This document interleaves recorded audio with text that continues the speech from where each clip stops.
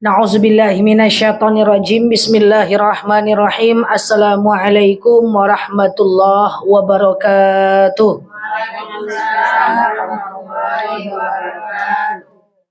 Alhamdulillahil wahidil qaharil azizil ghafaril mukawwirul laili 'alan nahar tazkiratan li ulil qulubi wal absar tabsiratan li zawil albabi wal i'tibar. Walhamdulillahilladzi nahmaduhu nasta'inuhu nastaghfiruh wa na'udzu billahi min syururi anfusina wa min sayyiati a'malina. May yahdihillahu fala mudhillalah wa may yudlilhu fala hadiyalah. Nashhadu an la ilaha illallah, nashhadu anna Muhammadan abduhu wa rasuluh. Biya ba'dah amma ba'd kama qala Allah ta'ala azza wa jalla fi kitabihil karim na'udzu billahi minasy syaithanir rajim bismillahirrahmanirrahim ya ayyatuhan nafsul mutmainnah irji'i ila rabbiki radiyatan mardiyah fadkhuli fi ibadi wadkhuli jannati al-ayah wa kama qala nabiyyuna Muhammad ibn Abdullah man salaka tariqan yaltamisu fihi ilman sahalallahu bihi tariqan ilal jannah. Al hadis sadaqallahul azim.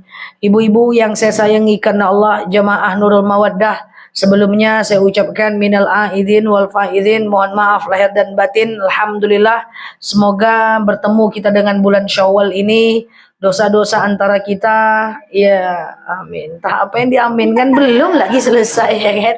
Semoga Allah mudahkan kita dan Allah ampuni segala dosa-dosa kita, terutama kita dalam majelis ini saling bermaaf-maafan, insyaallah. Selanjutnya, innallaha wa malaikatahu yusalluna 'alan nabi ya ayyuhalladzina amanu sallu 'alaihi wa sallimu taslima.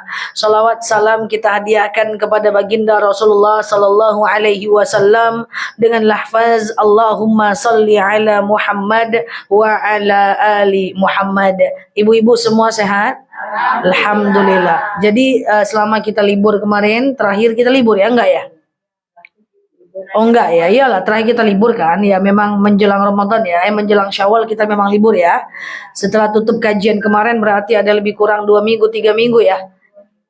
Oh 2 minggu aja nyoh. Oh, enggak sampai sebulan kita libur dah ya. 2 minggu aja ya, alhamdulillah. Baik, pengennya sebulan? Enggak ya. Enggak enak ya, Masya Allah ya. Ngeri Nurul Mawaddah. Udah lama libur ya. Kacau hafalannya, apalagi tarjim ya. Baik, alhamdulillah ibu-ibu yang saya sayangi karena Allah, kita bertemu sekarang, kita lanjutkan lagi kajian kita.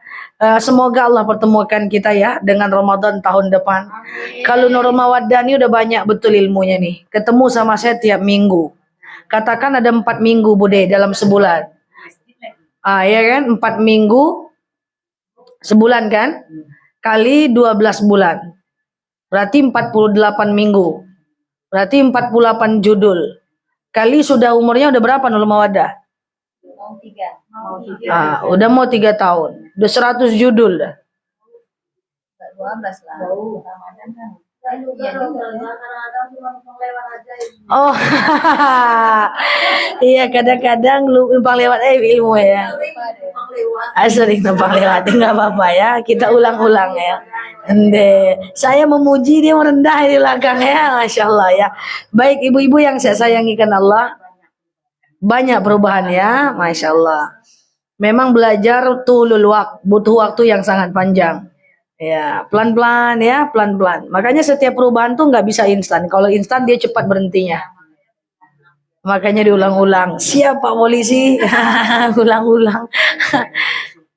Oke, Masya Allah ya. Yuk ibu-ibu yang saya sayangi karena Allah, kalau gitu yuk kita ulang-ulang. Kita lanjutkan tema kita hari ini. Kita membahas hadis arba'in nomor 22 ya. Hadis arba'in di nomor 22. Iya hadis. Ini hadis kan? Ya.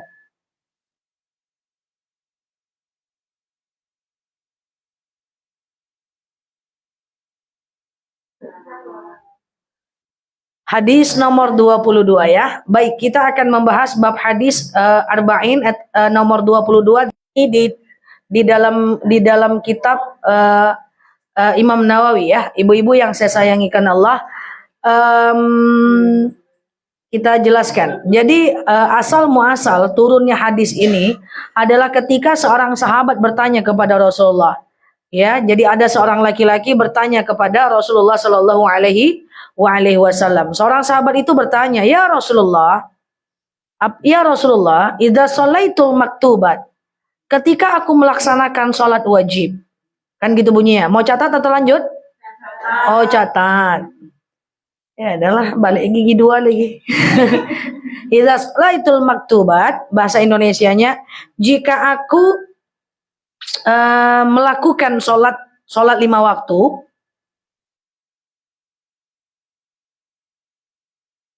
jika aku melakukan sholat 5 waktu, wasumtu Ramadan, dan aku telah melakukan puasa Ramadan, ya. Jadi seorang sahabat ini bertanya, ya Rasulullah, idza sholaitul maktubat, kalau aku telah melakukan sholat 5 waktu, wasumtu Ramadan, dan aku telah melakukan puasa Ramadan, wa ahlaltul haram, dan aku telah wa ahlaltul halal, dan aku telah menghalalkan yang halal. Nanti saya jelaskan, catat aja dulu kalau mau dicatat. Dan menghalalkan yang halal, wa ahlaltul halal, wa haramtul haram, dan mengharamkan yang haram.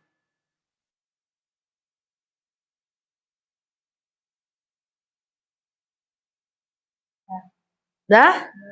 Jadi apa tadi? Apabila aku telah melakukan sholat 5 waktu, kemudian aku telah berpuasa Ramadan, kemudian aku telah menghalalkan apa yang halal dan mengharamkan apa yang haram, apakah aku bisa masuk surga? Nah, ini pertanyaannya. Apakah aku bisa masuk surga ya Rasulullah? Jawaban Rasulullah, qal na'am. Ya. Jadi kita bahas, kenapa zakat nggak ada di sini, haji nggak ada di sini. Jika aku telah sholat 5 waktu, kemudian aku telah melakukan puasa Ramadan, dan kemudian aku halalkan apa yang halal, dan aku haramkan apa yang haram, apakah aku bisa masuk surga? Kata Rasulullah, ya, bisa masuk surga. Balik kepada kaji lama kita. Boleh nggak ibadah itu untuk mengharapkan surga? Jawabannya boleh. Boleh nggak ibadah itu untuk mengharapkan pahala? Jawabannya boleh. Sekarang banyak orang pakai logika filosofis. Dia mengatakan nggak perlu mengharapkan surga. Yang penting ridho Allah. Kalau Allah ridho, pasti masuk surga. Kalau pengen surga, belum tentu Allah ridho. Nggak kayak gitu. Kita boleh mengharapkan ridho. Kita boleh mengharapkan surga. Kita boleh mengharapkan pahala. Kita boleh mengharapkan angka-angka dari pahala. Itu boleh ketika kita ibadah. Saya ambil sebuah contoh. Boleh mengharapkan ridho Allah, boleh, ada dalilnya. Raditu billahi rabba wa bil islam dina wa bi Muhammadin nabiyya wa rasulah.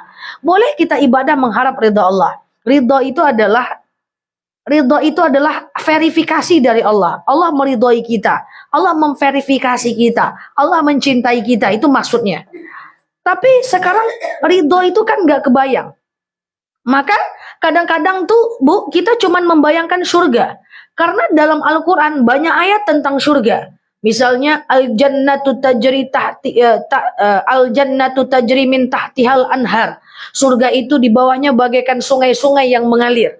Loh, kenapa surga itu ada sungainya? Kalau gitu yang di Ngaresiano nggak perlu surga dong. Kan udah ada sungai. Nah, Al-Quran itu turun pada masa itu. Pada masa di mana kering korontang, padang pasir. Jadi dibayangkan surga seperti sungai-sungai mengalir indah dan penuh dengan buah-buahan. Saat situasi pada masa Al-Quran turun itu sangat sekali banyak padang pasir yang tandus, hujan cuma setahun sekali. Jadi Rasulullah menggambarkan bentuk surga supaya kita terniatkan, termau untuk masuk surga. Boleh? Boleh. Dan sekarang boleh nggak ibadah karena mengharapkan pahala angka-angka? Ya, sholat di Masjid Nabawi bagaikan 1000 kali sholat di tanah air. Sholat di Masjid Kuba bagaikan umrah. Sholat di Masjidil Haram bagaikan 100.000 sholat di tanah air. Boleh? Boleh aja, nggak ada masalah. Ya, karena saya kemarin ada lihat, dengar ceramah juga offline. Katanya tidak boleh, harus mengharapkan ridho Allah. Tidak bisa begitu. Karena bolehlah, makanya Rasul gambarkan itu. Salat fajar, rakaatanil fajar khairum minad dunya wa ma fiha. 2 rakaat salat fajar bagaikan dunia dan seisinya. Itu gambaran, itu bukan ridho yang kita gambarkan. Itu adalah dunia dan seisinya. Man shoma ramadhana, siapa yang berpuasa Ramadan, summa asba'ahu sittam min syawal faka'annama siyamid dahar. Siapa yang puasa Ramadan, lalu menambahnya dengan 6 hari di bulan Syawal, bagaikan puasa setahun lamanya. Itu kan angka. Ya, contoh lagi baca Al-Quran. Man qara'al Quran harfan. Siapa yang membaca Quran 1 huruf, falahu hasanatun, dapat 1 kebaikan. Wal hasanatu bi asyrati amsalihha. 1 kebaikan kalikan 10. 1 kali 10 10. La aqulu alif lam mim harfan. Saya tak mengatakan alif lam mim itu 1 huruf. Walakinna alif harfan lam harfan mim harfan. Alif 1 huruf, lam 1 huruf, mim 1 huruf. Angka. Betul? Jumlah juz dalam Al-Quran 30. Jumlah surat 114. Jumlah ayat 6.666. Coba harus ingat. Kalau nggak ingat nol mawadah denda. Jumlah kata lambe. Budes. Tapi mau jadi ustazah lah salah judul. Cemana ini lupa. Hah? Kue lebaran pula disalahkan. Haula wala quwwata illa billah. Oke. Jumlah kata. Jangan dibuka-buka aja buku tuh lain ada oleh. Oke. Jumlah kata dalam Quran. 77.429 kata. Mantaplah, online lagi ya. Tahu mereka jawabannya. 77.400. Dia buka catatan tuh katanya Mbak Tia. Mbak Rosita kayaknya buka catatan tuh. Mudes. Oke, 77.429 kata. Oke, jumlah huruf dalam Quran berapa? 323.000 huruf, ya kan? Nah, itu adalah angka ya, kita dibayang-bayangkan dengan angka. Nah, boleh nggak? Boleh, ibu-ibu yang saya sayangi karena Allah. Jadi boleh kita ingin surga, boleh kita ingin angka, boleh kita ingin ridho Allah. It's okay, nggak ada masalah ya. Jadi sahabat bertanya kepada Rasul, ngapa? Catat ulang. Iya. 77429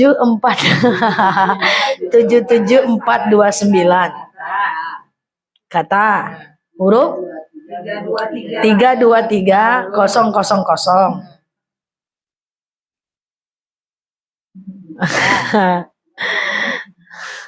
323000. Iya, nggak apa-apa. Jangan sedih lah Bu Des, nggak apa-apa dong Bu Des. Palingan angkat kaki sebelah ya nanti. Oke, apa?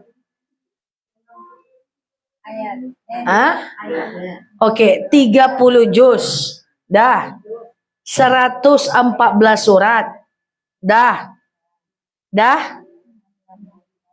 Iya, cepat kali saya. 6.666 ayat. 77.429 kata.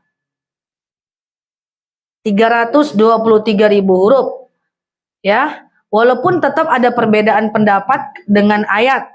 Karena ada yang bilang wakaf itu sebagai bagian dari ayat, ada yang bilang tidak. Tapi kisaran itulah. Nah, ibu-ibu yang saya sayangi karena Allah, jadi boleh saja kita itu masuk surga berharapnya ridha Allah, berharap surga. Makanya kalau ditanya sama saya apa mimpi? Mimpi ingin masuk surga. Makanya lakukan segala cara biar masuk surga, karena neraka itu pedih. Yuk balik kepada yang tadi, belum juga mulai lagi kan huruf Quran ya. Cemana lah ini ya. Ya Rasulullah, andaikan apa tadi? Iza sholai, apabila aku sholat 5 waktu. Apabila aku telah berpuasa Ramadan dan menghalalkan yang halal dan mengharamkan yang haram, apakah kau bisa masuk surga? Sahabat Rasulullah berkata, bisa. Kita bahas satu persatu. Yang pertama, ya Rasulullah, apabila aku telah melakukan sholat 5 waktu, jadi syarat masuk surga secara otomatis harus sholat. Kan gitu jadinya kan? Itu namanya mafhum mukhalafah, makna dibalik hadis. Sebelum saya lanjutkan, ada dalil yang bunyinya sangat gampang. Bunyi begini. Siapa yang cinta Allah, cinta hari akhir, maka muliakan tetangga. Kan gitu kan? Ada dalilnya kan? Nah, siapa yang mencintai Allah, cinta hari akhir, maka muliakan tetangga. Berarti siapa yang tak muliakan tetangga, tidak mencintai Allah, tidak cinta hari akhir. Kan gitu kan? Sama dengan dalil ini. Ya Rasulullah, kalau aku melakukan sholat, bolehkah aku masuk surga pada akhirnya? Boleh, berarti syarat surga adalah sholat. Maka orang yang tak sholat pasti masuk neraka. Walaupun pada akhirnya tetap masuk surga. Walaupun gak sholat masuk surga enggak?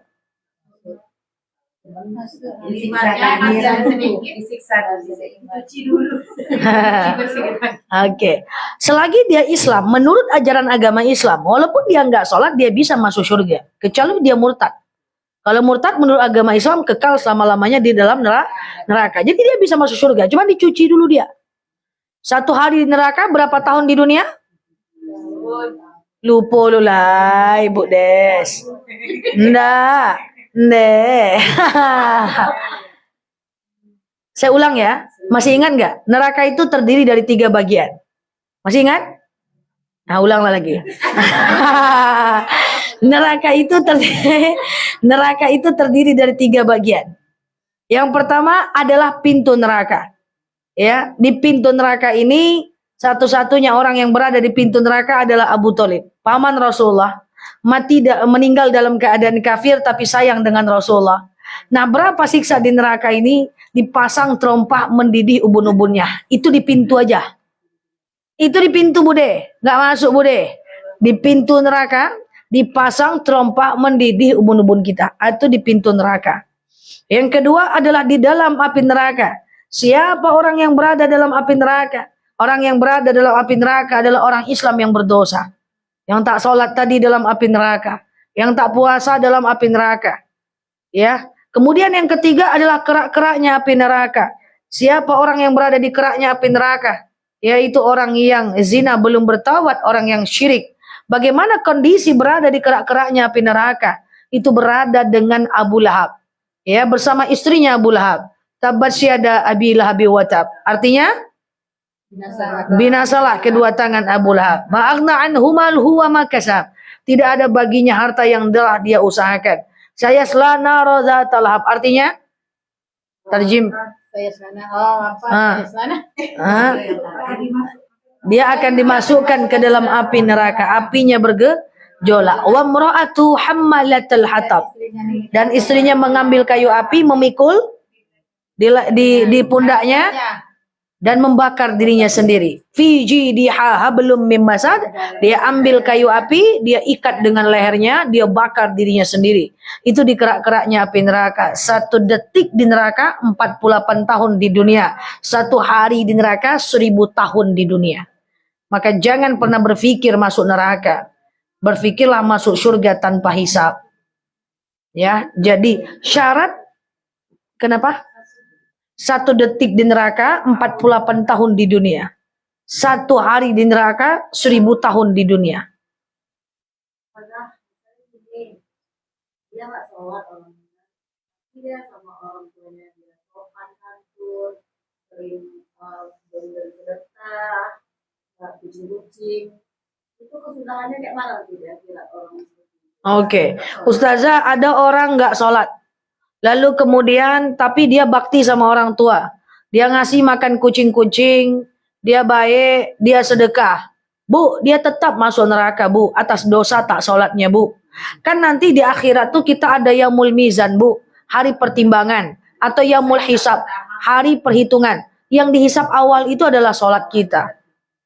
Makanya kalau saya mau kasih pilihan, walaupun ini bukan rekomendasi, mana bagus sholat tapi maksiat dibanding baik tapi nggak sholat?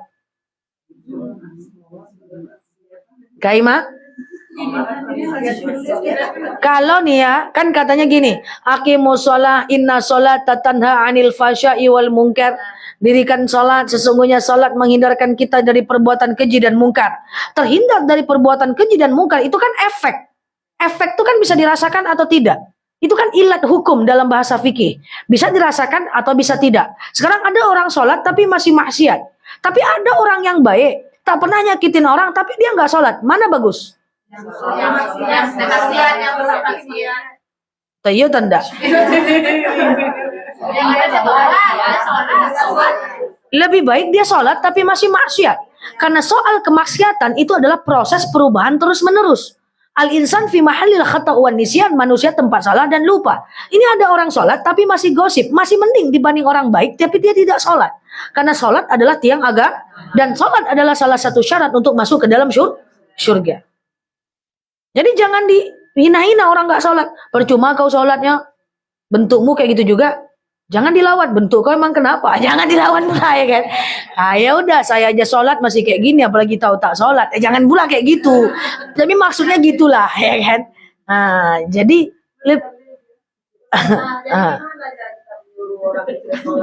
jadi kakak kita sendiri lagi. jangan dibilang pula di sini. Oke, bagaimana cara kita menyuruh orang sholat? Khatibun nas biqadri ukulihim. Ya tentu kita ajarkan orang itu sesuai dengan bahasanya. Tugas kita kan cuma mengingatkan dan mendoakan. Tidak bisa kita paksa. Karena yang ngasih hidayah bukan kita. Yang ngasih hidayah adalah Allah. Tapi satu prinsip ibu, Bu. Pertama, ibu ingatkan, ibu doakan, tapi mengingatkannya tidak boleh nyakitin, Bu. Tidak boleh pula, Kak, sholatlah Kak, iya, sholatlah Kak, iya, sholatlah Kak, iya, bantu kakak aku neraka kok Kak. Ya, jangan kayak gitu. Mengingatkan orang tidak boleh nyakitin. Dan yang paling penting nomor 3 kunci buat kita semua adalah wala taqanatu mir rohillah. Wala taqanatu mir rahmatillah. Jangan putus asa dengan rahmat Allah. Itu orang sekarang tidak sholat bisa jadi suatu ketika jadi orang yang paling taat. Itu orang yang sekarang beriman bisa jadi suatu ketika jadi orang yang maksiat. Jadi hidayah itu Allah yang tentukan waktunya. Dia tidak sholat, dia nggak puasa, kita hantarkan, kita bantu dia untuk mendapatkan hidayah. Sama dengan majelis taklim, ini tempat berkumpulnya hidayah. Tapi apakah semua orang yang datang dalam majelis taklim dapat hidayah? Belum tentu. Yang sudah datang tangguh-angguh aja belum tentu dapat lagi. Apalagi yang tak datang sama sekali. Jadi jangan coba dikecilkan orang yang hadir dalam majelis taklim. Kamu ini percuma aja majelis taklim, gosip juga. Aku aja majelis taklim masih gosip juga aku, apalagi kau tak datang sama sekali. Kan tapi jangan, ini bukan rekomendasi, tapi itulah maksudnya. Dicontek pula kata-kata saya nanti kacau kita. Ini ya, jadi ibu-ibu yang saya sayangi karena Allah. Jadi kalau ada orang sholat, makanya kan pernah saya ceramah. Ada hablum minallah, ada hablum minan nas. Hablum minallah sholatnya diperbaiki, hablum minan nas hubungan dengan manusia diperbaiki. Hablum minallah aja tak cukup, hablum minan nas aja nggak cukup. Ya tetap nanti akan dihisap. Orang yang sholat berpahala, gosip dia berdosa. Nanti yang bergosipnya tetap akan dicuci di neraka. Makanya ada dalil, udkhulu fis-silmi kafah. Masuklah ke dalam Islam itu seluruhnya. Jangan cuman hablum minallah saja. Hablum minan nasnya rusak. Jangan cuman hablum minan nas aja. Hablum minallah nyentah kemana-mana. Paham sampai sini? Nah, jadi tetap syarat masuk surga adalah karena sholat menjadi syarat masuk surga, sering saya ceramah, banyak keringanannya, kan gitu kan? Jauh, jamak, nggak ada air, tayamum, nggak bisa sholat tegak, duduk, kan gitu kan? Tertidur, sholat dimanapun terbangun. Ya, setiap kewajiban pasti ada keringanan. Coba logikanya lah, setiap kewajiban pasti Allah ringankan. Allah itu sportif, Bu. Puasa wajib Ramadan? Wajib. Kalau nggak bisa? Qadha. Kalau nggak bisa? Fidyah. Zakat wajib? Bagi yang mampu aja. Haji wajib? Bagi yang mampu aja. Kurban wajib, Bude? Bagi yang mampu aja. Yang tak mampu-mampu itu fokuslah dengan sholat, dengan puasa, kan gitu. Ramadan maksudnya. Zakat wajib kan? Mampu aja. Allah itu sportif, Masya Allah. Ya, jadi ibu-ibu yang saya sayangi karena Allah, sholat wajib. Nah makanya no excuse untuk sholat. Nggak ada ceritanya, Ustazah saya telat nih, macet nih di jalan nih, macet lampu merah nih, jadi saya nggak asarnya di waktu maghrib aja, nggak bisa. Jadi tetap harus sholat di mobil. Ustazah nih, atau mobil saya jauh dari sini ke sana, susah nih, saya mau cari parkiran. Sholat di parkiran. Ambil sejadah, bentangkan tuh di depan ruko, di depan Ramayana, depan Matahari. Macet nih pura-puranya aja lah, saya agak dramatisir sedikit nih ya kan. Ah ya kan, wah mobil saya jauh saja, ini macet semua, saya tak bisa, saya mau pulang, saya mau sholat, musola entah di mana-mana. Ambil tasnya, jadikan sejadah, sholat di pelataran Ramayana, di pelataran Matahari, di pelataran minimarket, nggak ada masalah. Yang penting tahu arah kiblatnya. Di jalan, ya di tepi jalan, di parkiran, selagi dipastikan, usahakan tidak ada najis di situ. Kalau debu kan tidak ada masalah, gitu loh maksudnya. Kalau kita pergi ya ke Arab ya, itu orang sholat di parkiran bandara, di mana-mana gitu ya. Daripada bekejaran pula, dia jalan jauh untuk mencari airport, sementara waktu udah pendek, sholat aja lah dimanapun. Ini kadang-kadang alasannya lucu pula ya kan. Nggak ada air saja hanya ya. Nanti aja lah sholat, woi ya kan. Nah, jadi sholat itu memang no excuse. Dia semua ada kemudian. Oke, yang kedua, sumtur Ramadan. Dan aku telah berpuasa Ramadan. Kemarin udah puasa Ramadan. Nah, puasa Ramadan ini hukumnya wajib, dia nggak bisa dimudah-mudahkan. Nggak bisa dibatalkan walaupun suaminya butuh. Nggak bisa dibatalkan walaupun kita dalam keadaan haus, lapar, dan dahaga. Makanya saya sering bilang tukang. Orang yang kerja berat tidak ada alasan tidak berpuasa. Karena Rasulullah itu berperang dia, berpuasa juga dia. Oke, kalau kita udah sholat, kemudian kita udah puasa. Wa ahlaltul halal, kan gitu kan? Dan aku telah menghalalkan yang halal. Berarti hanya boleh ikuti yang halal-halal saja. Nah ingat, ketika dia kebolehan, dia kehalalan, silahkan kita lakukan. Apapun yang halal, jangan diharam-haramkan. Sekarang banyak orang halal, diharam-haramkannya. Contoh, katanya nggak boleh makan daging kurban, daging kita sendiri. Boleh, itu halal, tetaplah dihalalkan. Yang dibolehkan. Contoh katanya nggak boleh makan akikah, daging akikah sendiri. Boleh, silahkan, nggak ada masalah, ya kan? Dan halal dan aku telah wa haramtul haram, dan aku telah mengharamkan yang haram. Artinya nggak mau nyentuh yang haram sama sekali, maka baginya surga. Nah, saya mau sampaikan seperti yang telah saya kaji di sini dalam beberapa waktu yang lalu. Ingat, yang al halalu bayyin, halal itu jelas. Wal haramu bayyin, dan haram itu jelas. Wa ma bainahuma, dan di antara halal dan haram itu adalah syubhat. Apa itu syubhat? Gak jelas halal dan haramnya. Syubhat kita anggap haram. Gitu baru mantap. Syubhat tuh kita anggap aja mendekati haram. Jadi yang ragu jangan kerjakan. Karena kita nggak mau mendekati yang haram. Kan kita udah sholat nih ceritanya. Nih kan ceritanya syarat masuk surga ini. Kita kan udah sholat, betul? Kita udah puasa Ramadan, betul? Yang halal kita lakukan, yang haram kita tinggalkan, betul?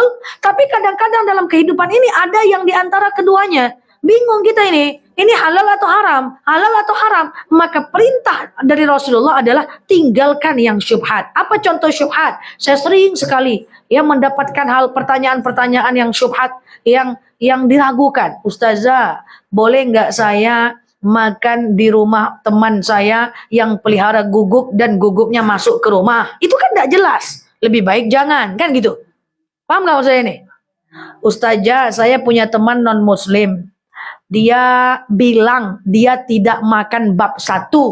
Jelas nggak? Halal nggak? Jelas kalau dia bilang, ya kan?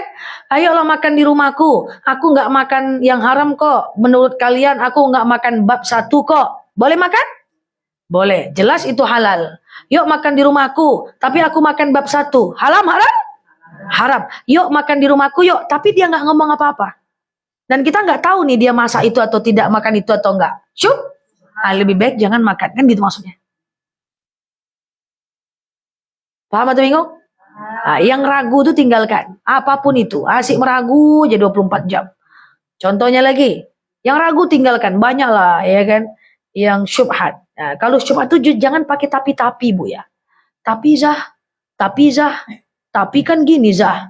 Nah saya tuh bingung lah ya kalau ada yang suka pakai tapi. Keluar rumah harus nutup jelas atau syubhat? Jelas. Keluar rumah harus tutup pakai celana haram. Jelas atau syubhat? Jelas. Jangan kalau kulut gimana Zah? Celananya ngembang kok Zah sampai ke alam barzah. Tapi dia berbelah. Nggak boleh, itu syubhat. Tinggalkan udah. Nah, tapi ini yang repot kita ini kan. Nah, kan pengen masuk surga, jelaskan yang haram. Syubhat anggap haram gitu. Syubhat itu nggak jelas, mutasyabihat. Ya apa ya? Syubhat itu yang nggak jelas lah. Ya, yang sering ditanyakan sama saya apa? Lipstik boleh? Karena dia bisa dihapus, betul? Bedak boleh? Karena bisa dihapus, betul? Kalau lipstiknya pada akhirnya waterproof, boleh? Waterproof boleh? Boleh asal dihapus sebelum ngambil wudhu. Kan gitu kan? Iya kan? Nah, ada yang syubhat kan? Contoh saya tanya, pasang alis boleh, pensil alis? Spidol alis? Kenapa boleh? Karena bisa hilang. Sekarang cabut bulu mata, Slow lah. Cabut apa? Alis boleh? Boleh nggak? Coba ya, kita kan ragunya gini Bu ya. Ini kita bicara ya. Contoh gini ya. Dia kalau bisa kembali seperti semula, itu kan boleh. Sekarang alis kita cabut bisa tumbuh lagi nggak? Bisa, tapi kan lama. Dan belum tentu tumbuhnya macam itu juga bentuknya. Akhirnya apa? Menjadi ragu kan? Ragu itu syubhat. Tinggal, jangan cabut-cabut juga alis dulu. Ini mantan pencabut alis sampai semua di sini. Oh iya, Mak. Slow lah, Mak. Apa? Ya, syubhat kita anggap haram, Mbak. Jangan lakukan. Jangan mencukur. Untuk acara gitu, Enggak ada untuk acara, masa tapi mau masuk surga. Orang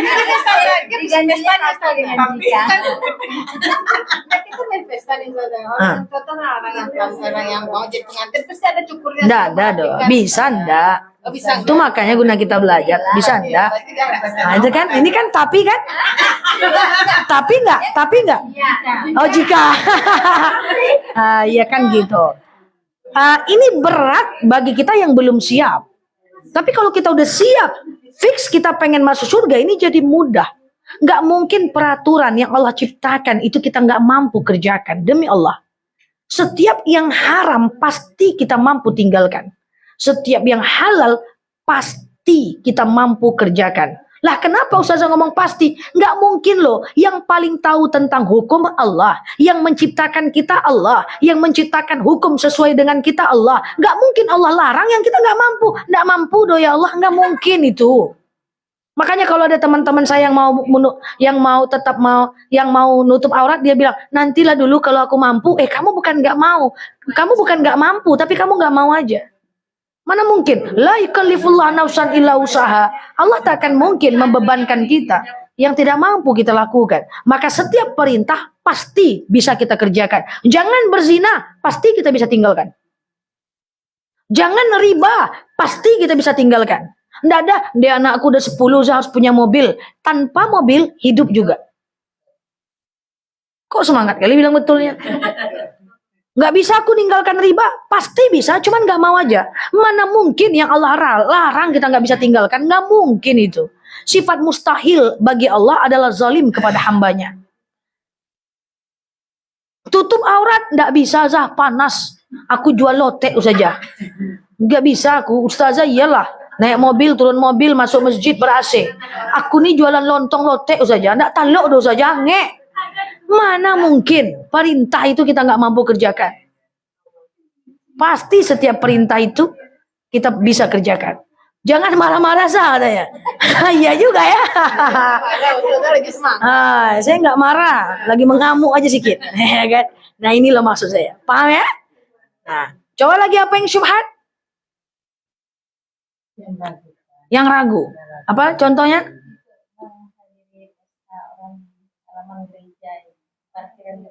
Ya, menghadiri pesta di parkiran gereja. Sebenarnya nggak apa-apa itu. Cuma takutnya dia lagi prosesi. Lagi hale apanya itu? Ya, khawatirnya. Ya, atau besoknya lah.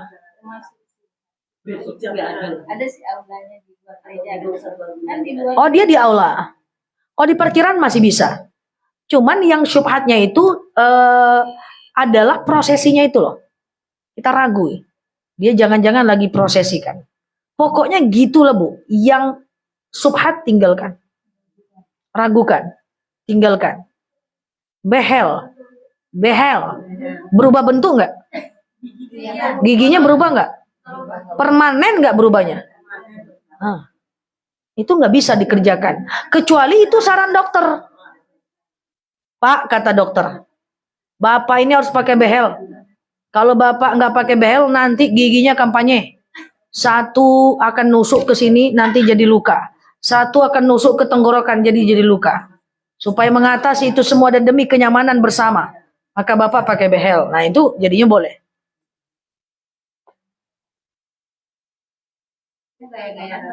Oh enggak boleh Mbak. Kalau untuk gaya nggak boleh behel. Eyelash extension. Oh, kan nanti dia kembali lagi seperti semula Ustazah. Ya, tapi kan lama dan kembalinya juga nggak jelas bentuknya kayak gimana. Katanya rontok rambut aslinya, iya kan? Jangan. Makan makanan yang telah disembayangi. Memakan makanan yang telah disembayangi itu jelas haram. Itu hadarah namanya Mbak.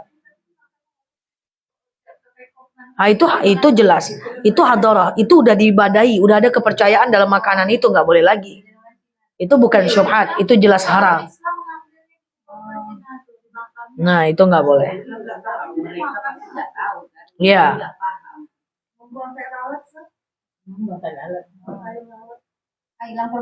Nggak boleh Mbak. Membuang tai lalat nggak boleh kecuali saran dokter misalnya nanti kalau dia hidup dia akan jadi tumor, nauzubillah ya, dia jadi tumor, dia mengganggu kelenjar yang lain, saraf yang lain, silahkan. Gitu. Tapi kalau perawatan boleh. Waktunya lama kan? Perawatan misalnya skincare, kemudian beli odol yang bisa putih dalam 3 hari klaimnya, sekedar merawat, itu nggak ada masalah. Karang gigi, itu nggak ada masalah. Nah, jadi kalau mau masuk surga, lakukan sholat, lakukan puasa Ramadan, yang halal kerjakan, haram tinggalkan, yang syubhat buang. Dah selesai itu insya Allah. Tinggal perbaiki urusan kita dengan manusia. Jangan nyakitin orang, hargai orang, tutup aib orang. Jangan spill salahnya orang. Ya, tutup telinga dari berita-berita viral. Sekarang ada berita viral, kita komen. Kita termasuk gosip nggak? Gosip lah. Gosip itu parah itu. Nggak boleh ikut-ikut gosip. Ada berita viral. Artis sekian. Artis fulan begini. Wah, datanglah komen-komen. Jugu di bawahnya. Itu semua si komen-komen itu gosip.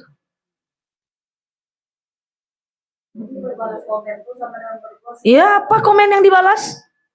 Komen yang dibalas di atas adalah berita tentang kenapa anaknya mendadak 3, mana suaminya? Iya ya, iya juga ya. Ya, mana suaminya ya? Bercandalah, mungkin suaminya ada di alam barzah, ya kan? Bercandalah tuh di komen ribuan orang.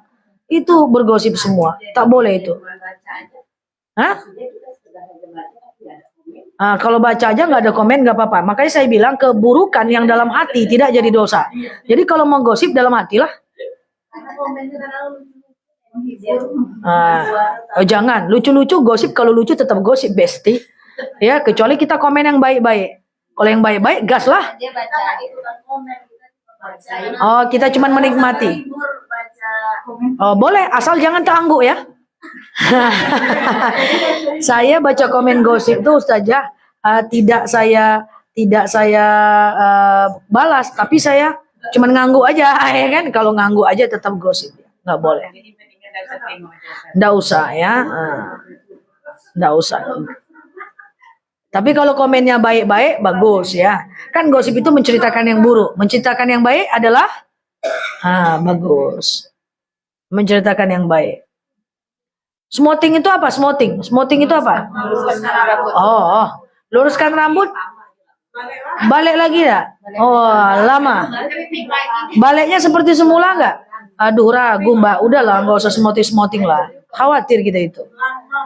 Ya lama dia baliknya ya. Oke, yang lalu biar berlalu. Ya.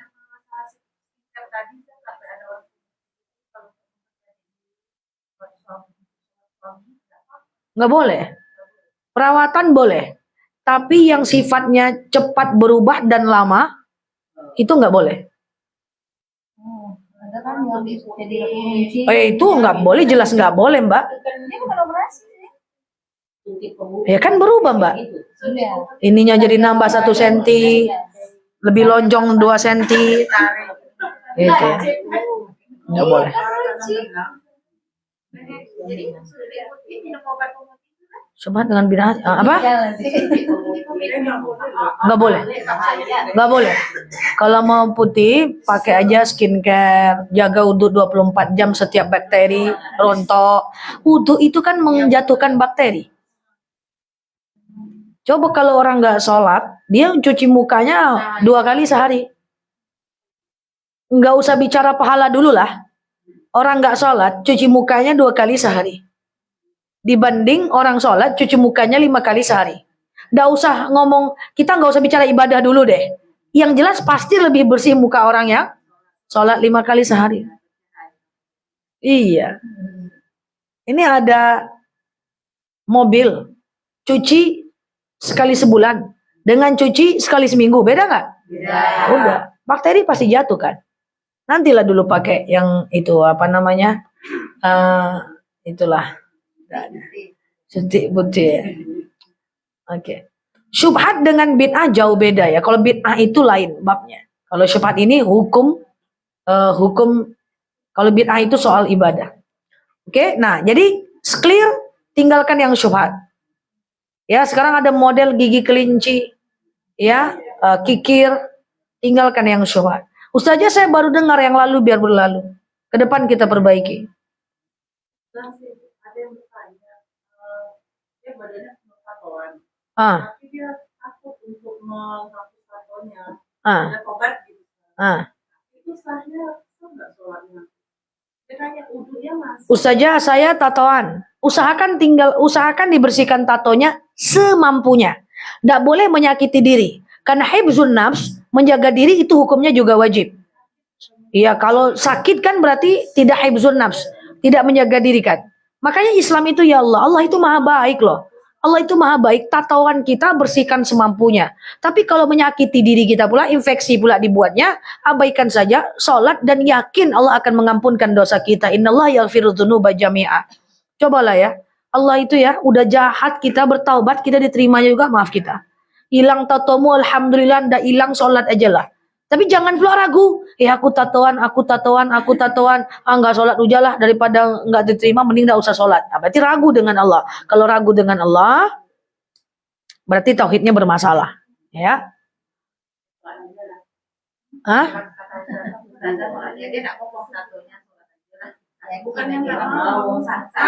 Ya makanya saran saya, coba dulu semampunya. Setidaknya kita usaha dulu. Mana yang kira-kira berbahaya, jangan dikerjakan. Sama dengan gini, kita sakit diabetes. Lalu kemudian kita pengen wudhu. Jangan dikenakan pula sakit lukaku di situ ke air wudhu. Saya pengen taat kepada Allah. Saya pengen siram aja semuanya. Berarti tidak menjaga diri, itu namanya hifzun nafs. Harus menjaga diri. Jadi jangan dikenakan yang luka tadi. Islam itu kan luar biasa. Lagi sholat, ibu dirampok orang, jangan tetap sholat. Allahu Akbar, dirampok orang, ambillah aku, yang penting Allah, nggak bisa. Ada hifzul mal, menjaga harta. Jadi kalau dirampok orang saat sedang sholat, kejar orang itu, pertahankan tasnya, kan gitu ya kan. Itu namanya hifzul mal, menjaga harta. Kalau ada orang yang berhutang sama kita, minta, itu kata dalil, itu menjaga harta hukumnya. Ya kalau nggak minta, nggak apa-apa, yang penting ikhlaskan. Kalau nggak ikhlas, minta. Itu jaga harta, hifzul mal. Kalau ditipu, selesaikan sampai titik darah penghabisan. Kalau ikhlas, alhamdulillah boleh. Tapi kalau nggak, boleh menuntut hak kita. Tanah kita dibabat orang, minta. Itu hifzul mal, menjaga harta, hukumnya wajib. Islam itu agama yang masuk akal. Nggak ada sekedar baik-baik nggak berketentuan. Ah udahlah, aku ditipu, udahlah lillahi ta'ala, ya udahlah nanti disadap orang nggak apa-apa lah, tanahnya diambil, hidupku kan untuk mati masuk surga. Boleh kalau benar-benar ikhlas, tapi syariat nggak kayak gitu. Boleh menjaga hak harta kita demi kepentingan kita, gitu.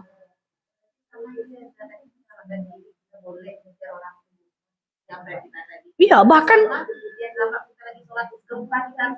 gempa lari, Mbak. Enggak. Saya pernah kajian di Matahari, lagi gempa. Saya lagi ceramah, baru kemarin, Mbak. Saya suruh turun semuanya, turun semua. Tapi ada agama lain, saya tak sebut nama agamanya, dia tetap aja khutbah di atas. Karena dalam prinsip mereka, serahkan kepada Tuhannya. Sampai di bawah saya ketemu. Loh kok nggak lari, Pak? Ustazah kok lari?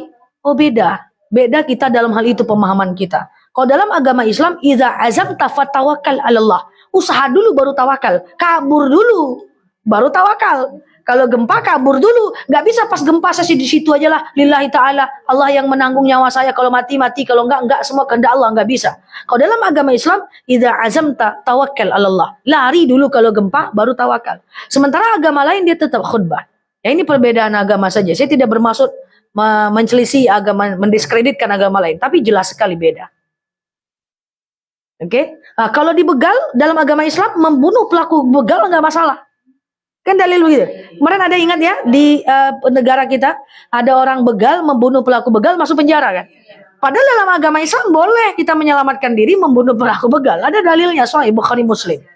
Karena ya betul. Karena itu hifdzun nas, menjaga diri kita, menjaga harta, menjaga diri itu boleh sekali. Ya maka jangan umat Islam ini jangan mau ditipu, jangan mau dihipnotis, jangan mau ditipu. Kita jaga harta kita itu hak kita kan gitu maksudnya. Jadi realistis ya agama Islam nih. Oke? Nah, panjang kali lupa pula nanti kayak lupa huruf Al-Quran. Allah yang bisa mohon batin. Assalamualaikum warahmatullahi wabarakatuh.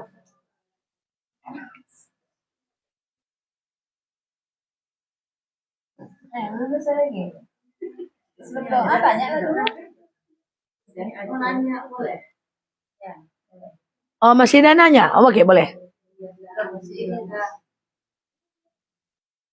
Kemarin saya kan lebaran yang alami terendah dalam hidup saya karena biasanya kan saya merawat bapak saya Iya. dari tahun 2019. Iya. Itu di bulan November Iya. saya kuat sakit dirawat di seminggu. Iya. Jadi itu kayaknya saya mental saya kena di situ. Iya. Jadi saya down sekali sampai ibadah pun biasanya saya kan yang suka saya kerjakan. Iya. Sekarang tuh waktu itu betul-betul yang wajib aja. Setiap sholat saya nggak zikir, nggak ngaji. Yeah. Sampailah 3 bulan saya kayak gitu. Terus makin lama dulu kesadaran saya kan, perbaiki diri kembali. Iya. Yang saya tanyakan 3 bulan titik terendah dalam hidup saya itu nanti hisapnya yang gimana? Sebelum waktu masuk bulan puasa saya udah tobat. Obat. Tapi wajib dikerjakan kan? Wajib dikerjakan. Iya. Sekedarnya aja, saya nggak nambah. Ya wajib memang sekedarnya. Tapi Oke, saya jawab ya. Ustazah, saya tadinya rajin sholat taubat. Tadinya saya itu tipe yang tadinya saya itu yang sholat. Kemudian saya melakukan ibadah sunnah. Tapi sejak 3 bulan yang lalu gitu ya, saya cuman yang wajib-wajib aja Ustazah. Kayak gitu ya kan. Bagaimana? Memang yang wajib aja, itu nggak masalah. Sunnah, tetap itu tambahan saja. Jadi gini Mbak, selama hidup kan kita melakukan kesalahan nih. Mbak kita pasti berdosa. Kita melakukan yang sunnah, tujuannya adalah semoga ibadah sunnah kita itu bisa menutupi